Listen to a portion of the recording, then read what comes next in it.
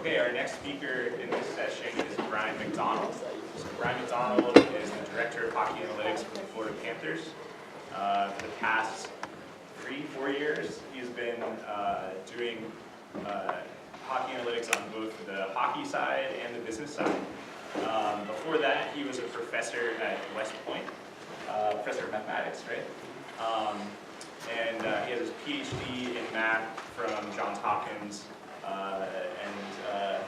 Brian's going to talk to us about all the secret hockey analytics they do for the Florida Panthers, and I'm going to be writing all the answers down.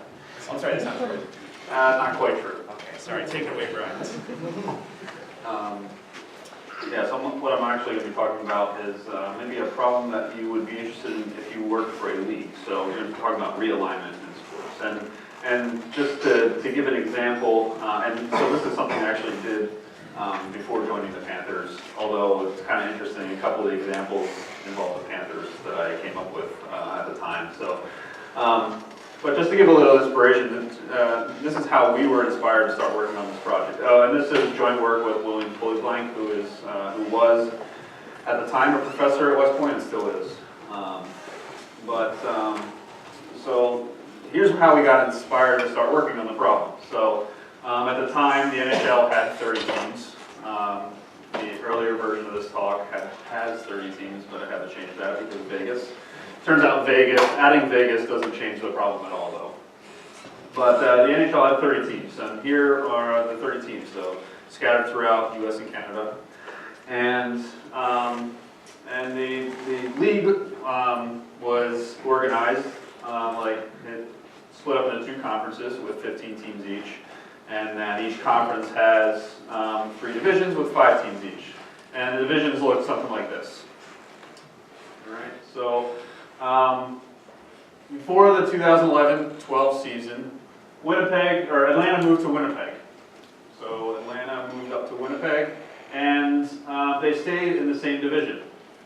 So instead of being a nice little compact division down here, there's this huge division here. So it was clear at this point that the NHL was going to do some sort of realignment eventually. And so I guess rumors started coming out that they were thinking about like 4 conferences, or a situation where they had 2 conferences, each with 7 or 8 teams. 16 teams in the East, where all the teams in the East were Eastern time zone teams, and 14 teams in the West. The thing that eventually came out, there was an earlier iteration of this that was slightly different, but this is eventually what they ended up doing. So it's 2 conferences, East and West Conference, and there's only 2 divisions each conference, instead of 3. And I guess the thing that really inspired us to start working on this problem is that the Florida teams were with all of these Canadian teams up here. They weren't with teams that are close by to them. So we said this must not be, there's no way that this is optimal from the perspective of trying to minimize distance or minimize travel for all the teams. So we started thinking about the problem, well, what is the realignment that would minimize league travel, or at least enable the schedulers to make the most efficient schedules? Because there's 2 aspects of this. There's, where are the teams and what divisions are they in? But there's also the scheduling aspect, scheduling efficient road trips and things like that throughout the season. So, but we just wanted to look at the realignment part, and we wanted to try to answer this question. And so there's a couple difficulties with doing this. Most of them related to the fact that the schedule changes every year, so you can't really answer the question, how can we choose a realignment that minimizes league travel, because travel changes every year. And we don't know the actual travel miles ahead of time. So, but what we can do is, instead of minimizing league travel, we can create some sort of surrogate objective function that's very close to a close approximation to league travel and doesn't vary at all from season to season. So instead of minimizing an objective function, we're going to create a surrogate objective function and minimize that. And so one thing that we tried was we tried to think of this idea of weighted distances. And all this is you take a pair of cities and you take the distance between them and you multiply by the number of times that one city plays at the other city. One team plays at the other city. So here's an example that we use with Florida. I promise this was way before I joined the Panthers. But you know, Florida and Tampa are 180 miles from each other. Florida plays at Tampa 3 times a year. So the weighted distance would be 540. So maybe this kind of seems intuitive. You know, it should have something to do with distance. The algorithm should involve distance somehow, and so should the surrogate objective function. It's not clear that weighting it in this way is the best thing ever, because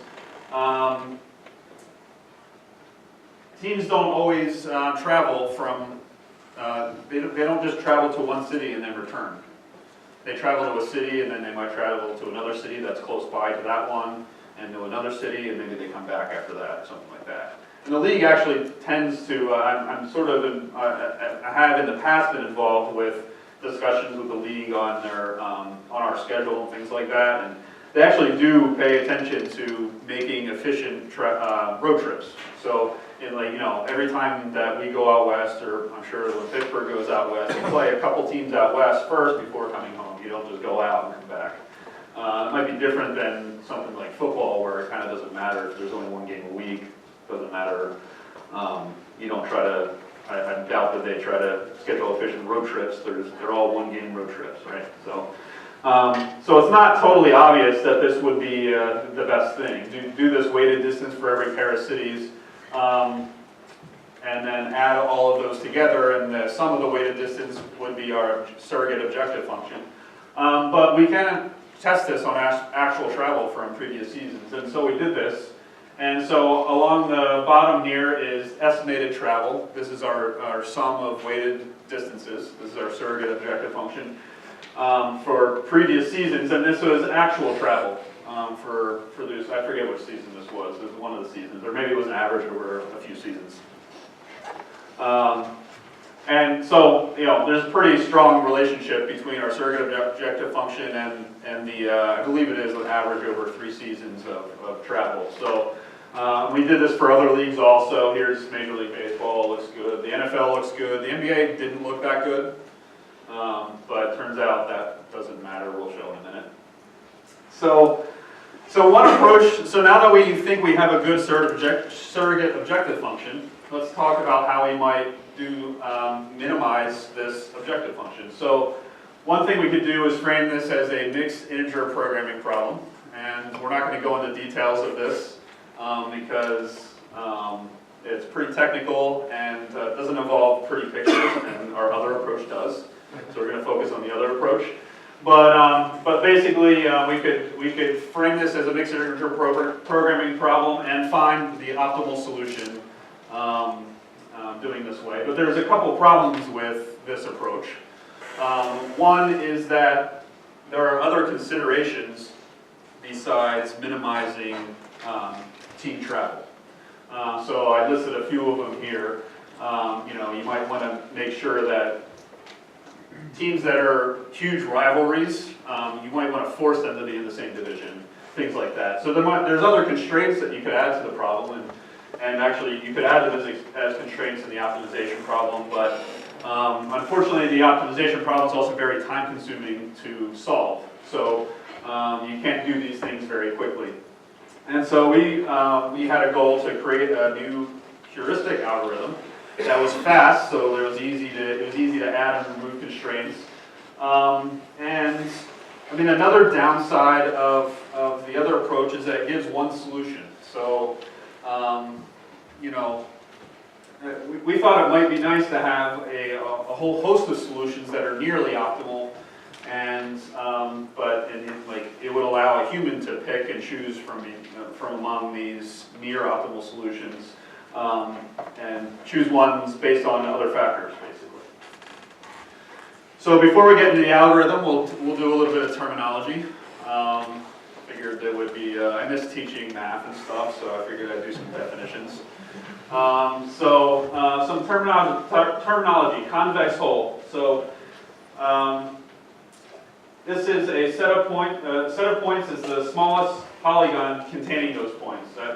Oh, sorry, that made no sense. Let me reread that. A convex hull of a set of points is the smallest polygon containing those points. And the easiest thing to think about is this is a region enclosed by a rubber band. If you have points like this, put a rubber band around it and let it shrink to those points. That's the convex hull. And so disjoint convex hulls, that refers to convex hulls that don't overlap. So these are disjoint convex hulls. These are non-disjoint convex hulls because they overlap. So for our algorithm, we're going to say we only want divisions and conferences that form disjoint convex hulls. So in other words, we don't want that. Anytime we have a situation like this, it'll be better to switch the blue and the green in the middle and say that those are the divisions. Okay? So we don't want things like this. These are highly non-disjoint. And we won't allow things like this, where like one is contained in the other one. These are highly non-disjoint also.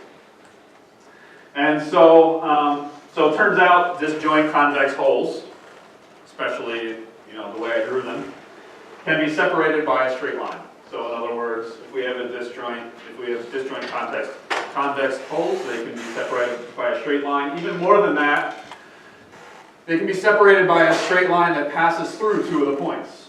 So instead of this straight line, we could pick this straight line. So because of this, we can focus on only the lines through a pair of cities. If we want to form two conferences, and we want the two conferences to be disjoint, the convex hulls of the two conferences to be disjoint, then we can create all these possibilities by using straight line cuts. So at this point, we're going to go to some animations, and I don't know how to use Mac. No, that didn't help.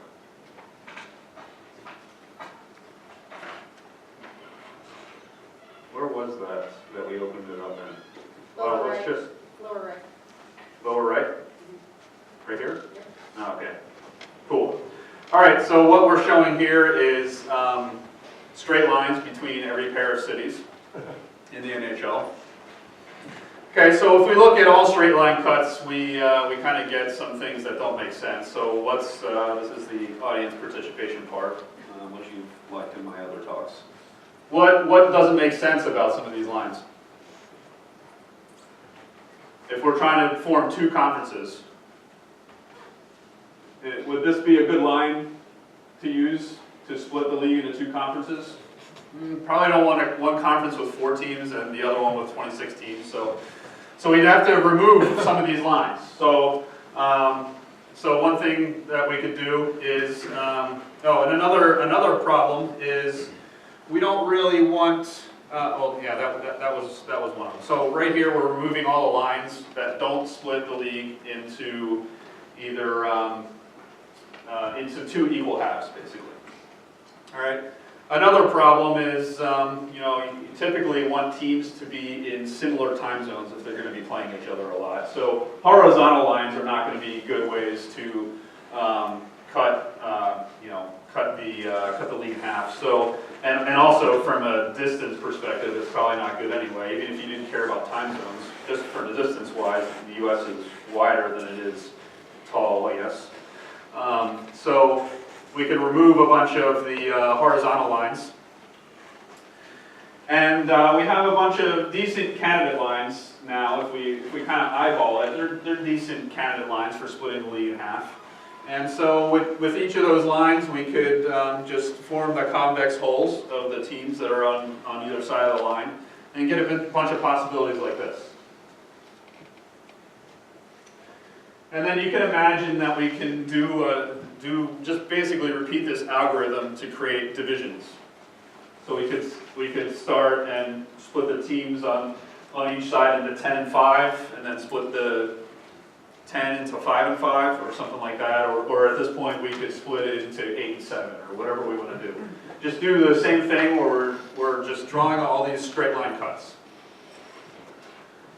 And now, I don't know how to get back to, there we go. that didn't work. View at the top. View? Full screen. I'm used to Windows We all have- and Linux. That makes me sound a little cooler at least. All right, so we can repeat this for divisions, and so now we've generated, I don't know, tens of thousands of possible realignments, and we can sort them by weighted distance, or we can filter them in a variety of ways. And so here's the best solution that we came up with. And on the next slide, I'm going to show you the best solution from the mixed integer programming problem, which is guaranteed to be the optimal solution. This is a heuristic. This isn't guaranteed to be optimal. On the next slide, I'm going to show the optimal solution. So, I don't know if you noticed, but it's pretty similar. Number 1, number 2. This is like the eye doctor. Number 1, number 2. What's better? I don't know what's better. You can never tell what's better. Okay, so the point is that they're the same. So our heuristic came up with the actual best solution. But there's like, sort of, maybe it doesn't really pass the sniff test, the eye test, like the laugh test, maybe you would say. Like, is anyone going to agree to a realignment where these two teams are not together? So you might want to impose an additional constraint. Well, fortunately, we have these tens of thousands of realignments. We can filter out all of the ones that don't involve Florida and Tampa together. And so that's what we did here. So now they're together. And there were some changes up top there. And so Detroit's now in the west again instead of Tampa Bay. There's some other things that you might not like about this. Pittsburgh is not with Philly and New York, the New York teams anymore. So you might want to impose constraints that maintain like traditional rivalries like that. So, oops. There we go. And so now that's the old Atlantic division together, and this is the same division together. And maybe one more constraint you might add, I heard that this was rumored to be something important to the league, was that you want at most 3 Canadian teams in one of the divisions, and you don't want the divisions to span more than 2 time zones. And so that's a problem up here. There's 4 Canadian teams, and then I believe there's 3 time zones there, because Minnesota, I think, is Central, and that's Pacific, obviously. So the next one looks like that. And so we generated this list of realignments. We can come up with a bunch of constraints and just easily filter. I mean, we could have an Excel file and filter them out if we want to. Maybe not quite that easy, but you can think of it like that. So we can very quickly filter out things that we don't want. And so this is what we came up with. We also did this so this was the 2 conferences, 3 divisions each conference solution. But we also did one which was the 2 conferences, 2 divisions each conference solution. And that one looked like that.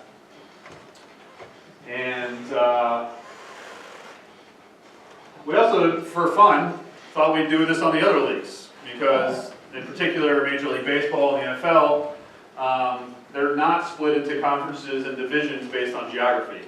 In fact, if there's 2 New York teams, one is in one conference or league in this case, and one is in the other. They're kind of forced to be separated if they're close to each other. So here's Major League Baseball, and here's so there's tons of non-disjoint convex holes here, if I may use those terminologies again. And here's what happens if you do it based purely on geography using our algorithm. So this is the best solution with our algorithm. Tampa and Miami together with Atlanta, all the New York teams together with Philly and Baltimore, Pittsburgh with Cleveland. So it reduces travel for each team significantly. I mean, they're not going to agree to do this because you just completely blow up the NL and AL. But this is like the estimated team travel before the change, and then the arrows indicate, you know, green arrow down means less travel, red arrow up means more travel. Almost everyone has significantly less travel. And then we did this for the NFL, which is also kind of interesting, because this is a huge mess. It's ridiculous. But if you do the best, it looks very nice and compact like that. And once again, there's a huge decrease in travel for everybody, but you know, maybe it doesn't matter for the NFL a whole lot because there's just fewer. I mean, there's a quarter of the travel that there is in the other leagues. And then for the NBA, we did the same thing, but I'm going to skip through it because it's not that interesting because hardly any of the team's travel changes on average because, in part because it's already pretty good structure, and in part because of the schedule of the NBA, it's a very balanced schedule. So you play teams out of your division almost as often as you play teams within your division. So then the divisions don't matter as much if that's the case. Right? And so with that, I'm done.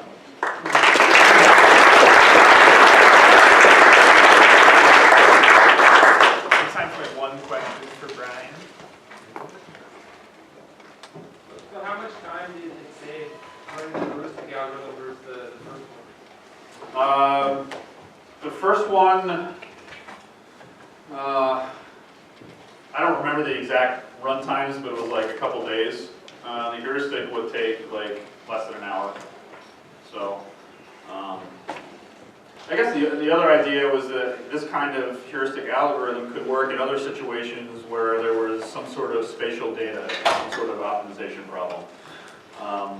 So, you know, for the purposes of this, I guess it's not too bad to just wait a couple days for an algorithm to run, but maybe there's some larger problems where waiting for that kind of algorithm to run will be like a year, where a heuristic algorithm will run in like a few hours and give you the same solution. So, but there was also the benefit that we generated thousands of solutions. So it's two benefits for this method. Let's thank Brian again.